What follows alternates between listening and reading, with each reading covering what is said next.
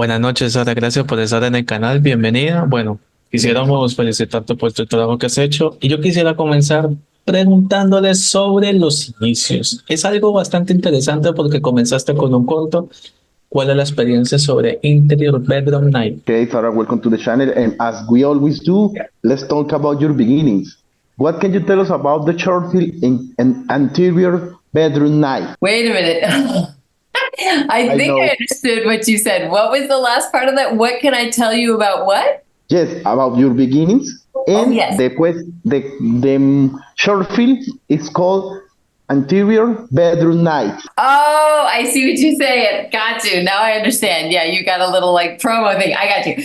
Well, the beginnings of my, I guess, life or my career, because I start out, I was born in St. Louis, Missouri, which is in the middle of the country, in a Midwestern sort of conservative little suburb. Um, and I'm sort of, one of these kids that is creative, but doesn't really know where to put my energy. But I always had a very active imagination. My imagination was what got me through hard times. It also terrified me at times because I didn't know sometimes how to stop, the way I would think about things, or, I would watch something and I would be so, it would leave such a strong impression, or I'd be so moved by it that, I didn't know how to sometimes let go of that. And it wasn't until much like in my teens that I started to see that it could be useful for creative work as an actor. But I was very shy and I didn't know that that was a great tool for acting. I just looked at it as this big impediment to me getting out into the creative world. So I tell you all this only to say that acting came to me in my 20s because I lived in Italy for a year studying, fine art, and I had to survive in the Italian culture. I wanted them to think I was Italian. So I watched and sort of learned from them what it was to be Italian, and started to realize, hey, this is kind of what acting's about. But I didn't know that until I went to acting school and then figured that out. So that's my long story as to how I got into acting. Beautiful. I promise I translate later so we can let you talk more. So, Jhon, ya le dije que yo traduzco luego. Ella contó la hermosa historia de cómo Perfecto. entró a la actuación y te lo digo, era una mujer tímida, no me las creo. Not nervous, but I need to ask you because you appear in one of my all-time favorite movies. Okay. And I know when I mentioned it, hope you like it. I know I always wanted to talk with somebody of the casting of 13.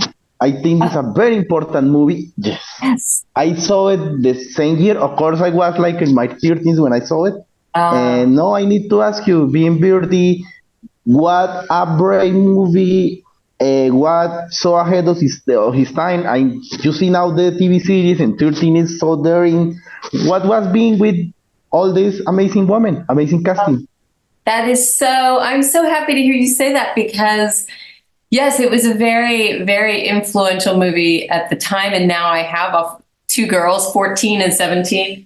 I think my 17-year-old has seen it. I'm a little scared to show my 14-year-old it only because, it was the main reason, that kind of culture in Los Angeles was the reason we left Los Angeles. But to get to Catherine Hardwicke and her creation of that story. So Nikki Reed was, the daughter of a boyfriend of Catherine's.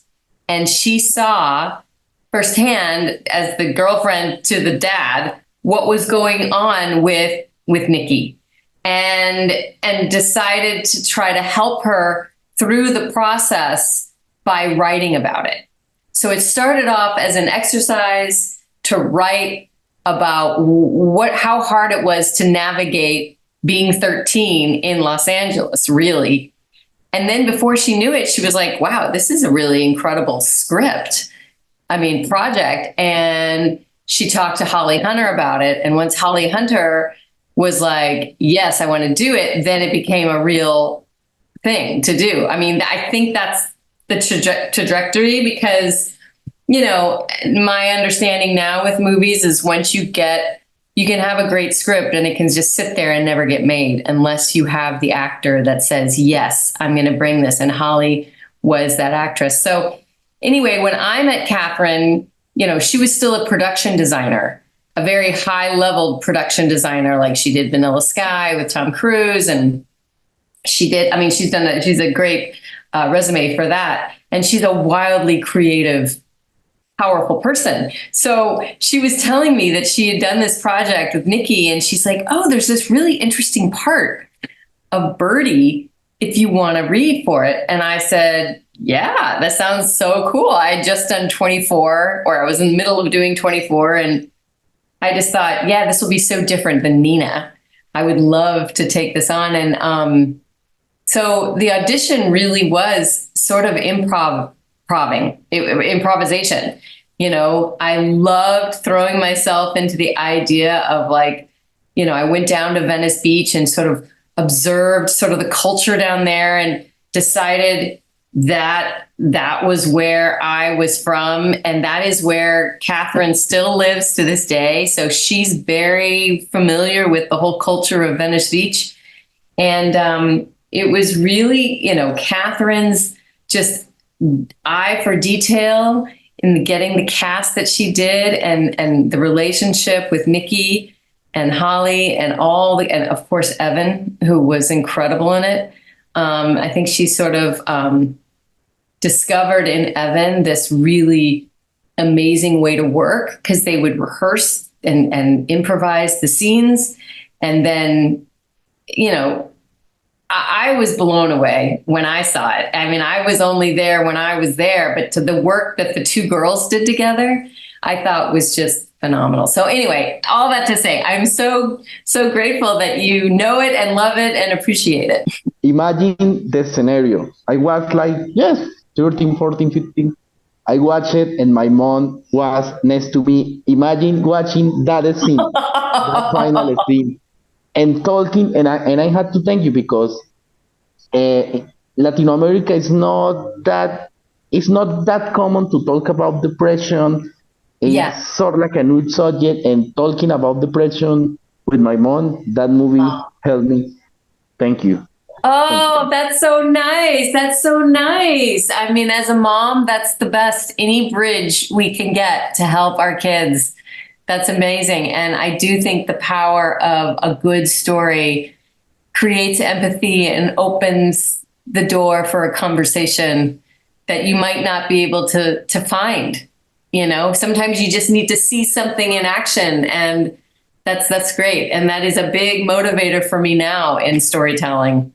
Bueno, yo sé que antes de que pueda hablarle sobre la película que muchos aman, pero quisiera poder recalcarle dos producciones para que me diga la experiencia, porque el impacto que yo las vi fue maravillosa.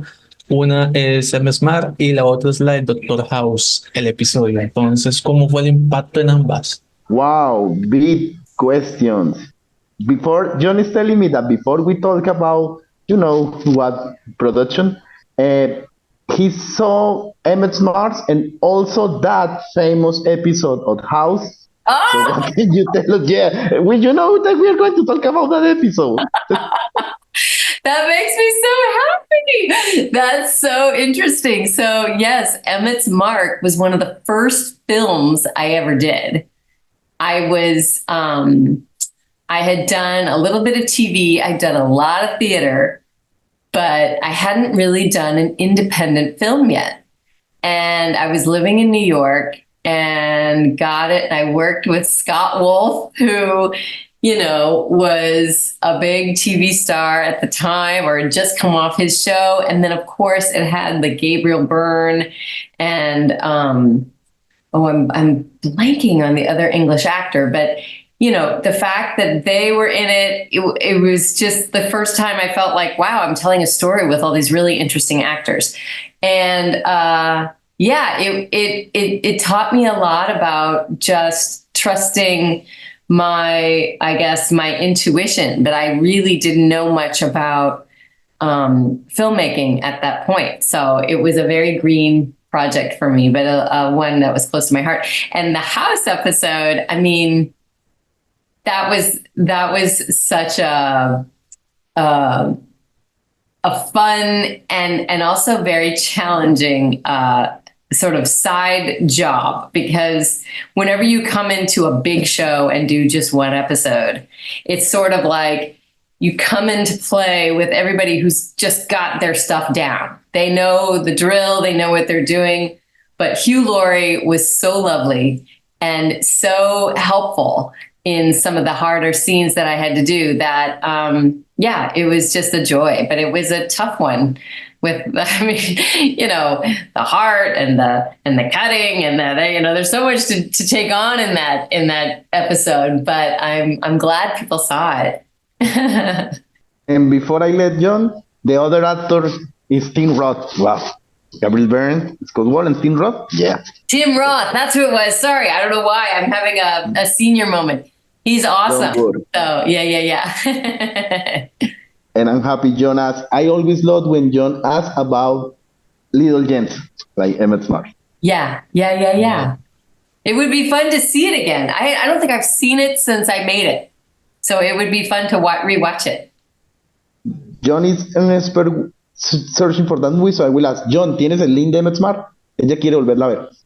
Voy a buscársela, porque la vi en una página de internet. He will search it and send it. You're so sweet. Okay.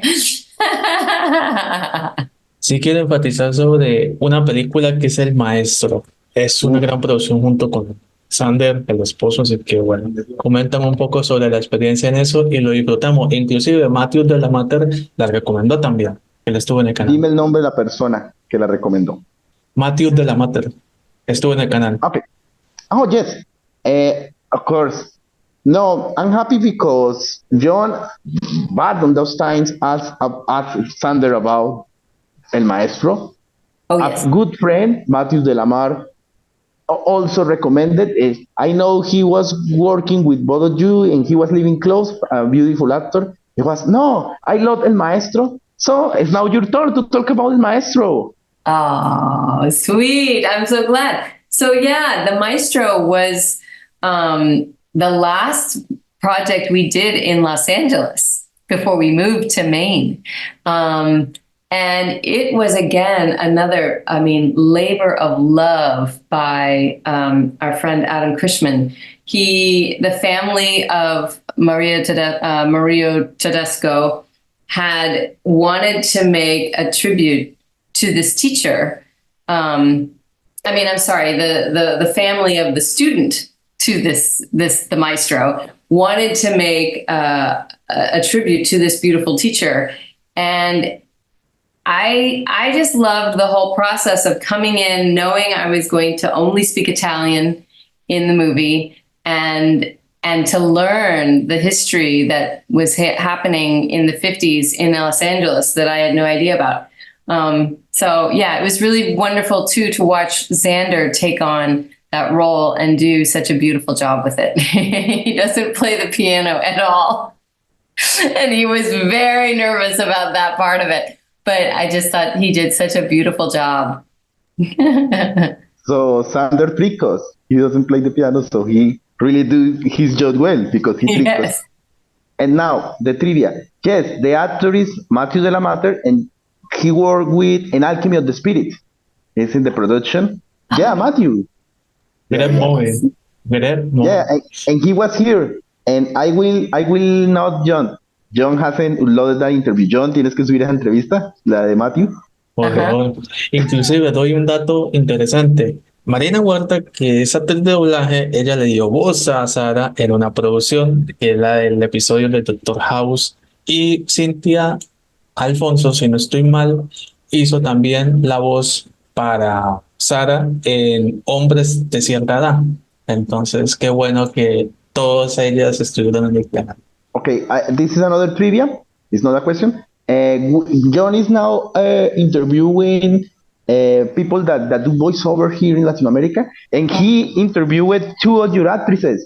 Marina Huerta was you in house, and of course in Latino, and Cynthia, you en menos son, ¿cuál es la película? Men of a certain Hombres a cierta edad. age. Yes, Men Oh, of a Certain Age, yeah, I el love Latino. that show. Oh, I'm so glad you guys saw that, Ray Romano. Isn't he just the best? I love Ray Romano. Oh, I loved working on that. And let me tell you, because I love the work on Marina and Cynthia, they got a beautiful voice. I mean, I love what they do because you Yeah. appear on a lot of shows on movies that were huge in Latin America. 24 was huge, still big cult following in Fox Latin America. It's Yeah. crazy. Yeah.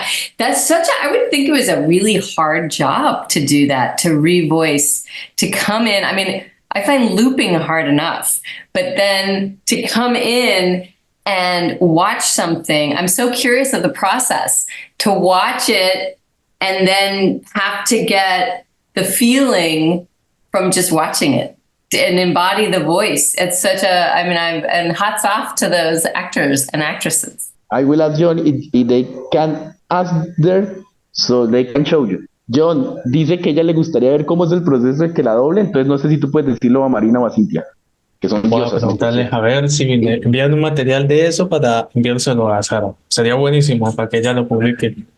Okay. Nice. John will tell that he will ask there if they can send you some material from so they can show you how they do your voice. And no, I mean I am so happy because when Sander was here we told him about his amazing career in voice. This is Yes. such a beautiful art, and it's crazy because with you happens with the same with Sander. When we interview it was Jhon, I was watching that music video, I was watching that movie. Sander was here. Why don't we ask it? No, No, Xander pops up everywhere. Like everywhere.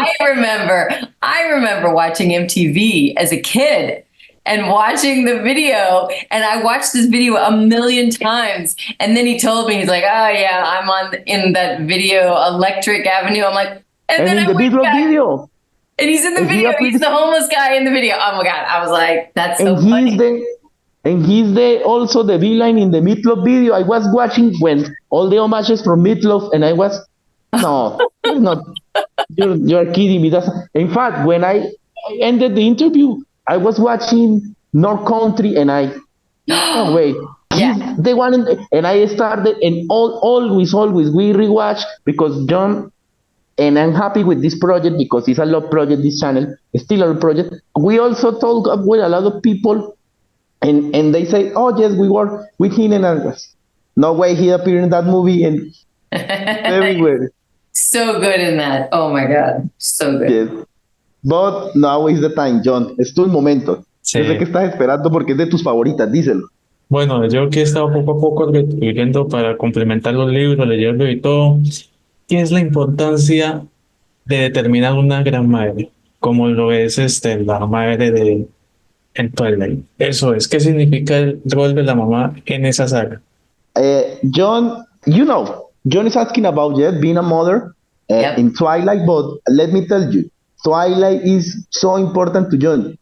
And he was like, oh, people will laugh at me because if I tell if I love that movie, don't no, you love that movie, so important to you and so important to a lot of people, always mention it. And in fact, it's one of the favorite sagas from my mother. But Oh yeah. yes, what does it mean from being a mother? And you tell us that because now you see your movies and you're a mother of two beautiful women. So tell us what does it mean? And working with Catherine. Oh, that's so nice. Well, it's so funny. I mean, so when I did, for example, 13, I wasn't a mother yet. And I had to play the mother to an 8-year-old. And I remember, I had babysat a lot, but I was just like, I don't know what it means to be a mom. But when I did Twilight, I had a 2-year-old.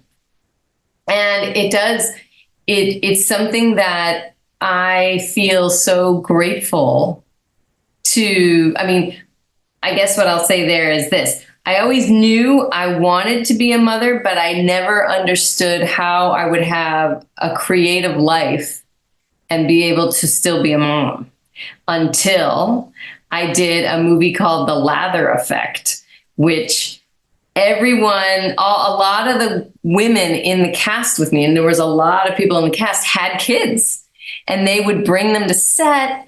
And it was such a fun independent film. And I remember thinking like, wow, look, they're just hanging out with the kid and then they go and do the thing. So it's possible. And then Twilight was that for me. A lot of people, I mean, the mother-daughter relationship was very interesting. I now, of course, had a 17-year-old as my daughter. And I thought that was like, what? I only have a 2-year-old, like, and Kristen in real life was not much. I mean, I was so young to think about having a kid that now I do have at 53, right? So to me, the idea of what it is to be a mom, I think is really just the paying attention to this person that you feel so connected to, but is their own person. When they're little, they're still attached to you in such a visceral way. But as they get older, we want to keep controlling them or making sure they're safe. And you have to just let them make mistakes sometimes, go and wait for them to sort of return in their way. But it's a big lesson as a mom. And anyway, I care for animals. I care for kids. It's all just a big part of sort of how I move through the world. So playing all these different moms has been very interesting because I've been so many different kinds of moms, whether in Bosch, 13, Twilight, it's just, yeah, interesting. And let me tell you what I thought about don't feel ashamed, because in Latin America it's crazy. People thought, because sometimes Latin America, we are so macho, Latin lover. And it was crazy because people thought that, Twilight is a movie for women. But it's crazy because I remember that kids, dads, went to watch it, love it. And I was, no, you don't have to feel ashamed. And it's called, and I will ask Jhon, and Jhon will tell me, Jhon, dime si o no. Hay muchos hombres que les gusta Crepúsculo, no Twilight. Oh, claro, muchísimo. Hasta a César le gusta allá en México, que tiene los libros, Yes. imagínese. Even our friend Cesar, he's not here, but he was on the other interview from Mexico. No, it's beautiful. And kudos for the amazing soundtrack. But now, no, I think you made us happy. Yo le dije que también increíble banda sonora, pero bueno, dime, Sí. estamos Por último, felices. ¿Qué quieres? antes de decir la pregunta matadora de todas, sí que nos recuerda un poquito de los detalles de Velón de Beltro y Chop. Before the last question, tell us any detail about Below the Beltway and Chop. Oh my goodness, you guys are pulling out these great ones. Okay, Below the Beltway was a blast. I loved it. It was so much fun. We got to go to DC. I worked with Tate, who I love Tate Donovan. He is just such a joy and so fun. And, the inside look at politics, I don't have a huge interest in, and yet this story was so funny and so, they just got such fun cast together that we had a blast making it. So I can say nothing but, oh my God, it was so fun to be running around, and it was a very small independent film shooting in very expensive locations, but we got a lot of favors. So we all laughed how we were like the $2 million movie that was like getting all these great locations and making our movie look like more expensive than it was. I mean, looking like Below the Beltway, Twilight was a small movie. I mean, you had appeared in a small movie that surprised everybody. And I need to tell you before the last question, I thought that 13 was robbed on the Oscar. He needed more nominations. All the actresses, Evan, Catherine. But I'm happy because all these women, director women, were doing their debuts back in those days. And now look at them. I love the 2000s. But now, Jhon, ¿qué quieres decir? Maravillosa también la interpretación que hizo en Coda y también en Hating, que es súper buenísimo. No es pregunta, ¿no? Okay, no, it's not a question. Okay, Jhon is praising, and of course, we all also praise your performance in Coda. Let me tell you, when I found out that Troy Kotsur won, it was crazy because I was translating an interview with here in the channel, and I was Jhon. Wait, my family are crying. Troy Kotsur just won the Oscar, and it was wow, amazing movie. And yes, he also loved, but I love that he mentioned this another small movie, Heightened. He loves your perform. He loves your performance in Heightened. What? That's so nice. Oh, thank you. That was a very fun project that we got to do in our backyard here in Maine. I mean, literally, we shot the house where we lived was like down the road from my kids' school. And Sarah, who made it, and Sarah and Jhon are such lovely, talented people. Sarah's from Maine, and she came back to make this in her hometown, and we are so lucky.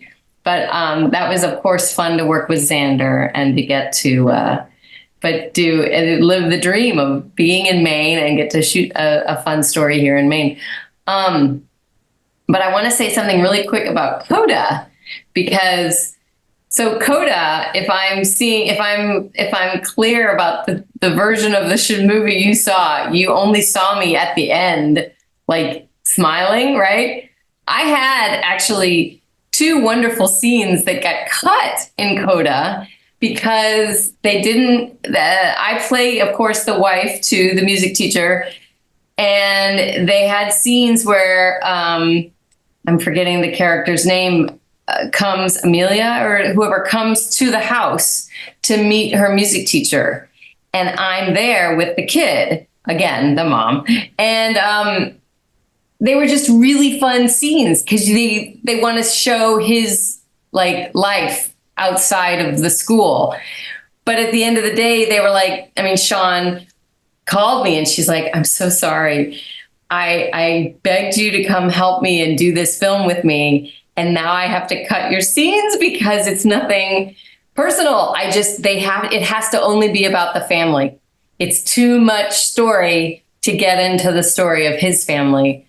But I was so sad because it was such a good scene. I just loved it. And we had so much fun. I loved Enrique. He was just so wonderful. He's such a beautiful actor. And I was so sad that our scenes got cut. Ingenio. I mean, he was awesome. He was awesome. How do you say his name? Jhon, ayúdame. El nombre del actor de Coda. Qué pena si ahorita se me olvida. Y Jhon, ¿tú viste la versión? Porque hubo 2 escenas que cortaron. ¿Tú viste la versión con esas escenas? Lo que está preguntando Sara. No, yo vi la versión lo que es en película en DVD, pero ¿cuál escena se refería? Y I don't ¿La know de Troy Kotsur o el you're actor talking Daniel about Durán? Eugenio Derbez? Eugenio. Yeah. Eugenio. I was all of a sudden, I was like, Enrique? No, No, and Eugenio. I feel bad because Eugenio is huge. I mean, huge. In Latin Huge. America. And he's so funny. I mean, No, you can say fucking. sorry. I mean, but he's so funny. And I mean, we had such fun doing that scene. And that's why I was like, no. But you can say, I mean, you can say fucking puto. That's the mom in me. Like, oh, I have a bad. In Mexican sounds better. Puto actor. Okay. No, he's huge. And sorry, Eugenio, sorry. Maybe he will be here. Okay. Jhon, ¿algún día estará acá Eugenio? Ok, no. Por favor, Dice que me perdone. I'm not remembering all my names. I'm so sorry. It's late for me here. Okay. I'm sorry for me. Sorry, Latin America. I forgot Eugenio. We love Ingenio. He's awesome. Ingenio. I want to say his name right. Por último, ¿cómo define su trabajo en una palabra? And as a final, how do you define your amazing body of work in one word? Oh my goodness. I guess I would say I am thoughtful. I don't know how else to put it. Soulful. I always try to bring, I mean, one word, guys. I don't know if I can do it. But one word that I feel like I try to bring is presence. I try to have a presence in every role I do. Two things before we end. I remember when Sander told me that you were making magic, and I mean you, all the people in Maine. So I'm happy that that movie got shot. And two, thank God I'm not translating because soulful in Spanish doesn't exist. It will be like almadoso. What? But no, it's okay. Jhon, ¿algo más? Presence. Bueno, que nos digan sus redes sociales, un saludo para Colombia y por favor que nos adelante de Ghost Track, que ahí está protagonizando Sander. Okay, the camera is yours. You can say a big hi to Colombia, Mexico, wherever you want. Tell your social media course so people can follow you, and anything you can tell us about the Ghost Track. Oh, well, hello, everybody. I hope to get to Latin America soon. I really have not been to many Latin American countries. I've only been to Mexico, but I would love to come down and visit sometime soon. I guess I'm just so grateful that you watch my work. So thank you. No, please, people from Colombia, bring both of you here because here 24 was huge. I mean, wow, I would love to come. Please invite me to come. I will be there. This is the first interview that you gave to Latin America? It's the question from Jhon.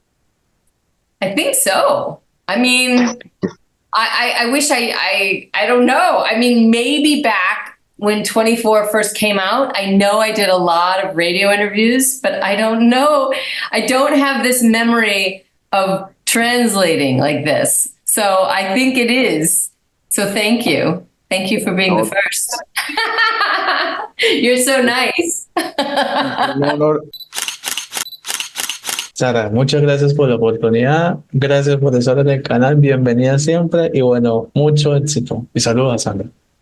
Okay, thank you. I think you understood. Thank you for being on the channel. You're always welcome here. A big hi to Sander, of course. And thank you. Okay. And like we say, this is. I will say it in Spanish. Esto es para los fans de 20. Estas para los fans de 24. This is for the fans of 24. Okay. Mwah. Saludos. Bye bye. Bye bye. Bye bye. Besos. Besos. Chao.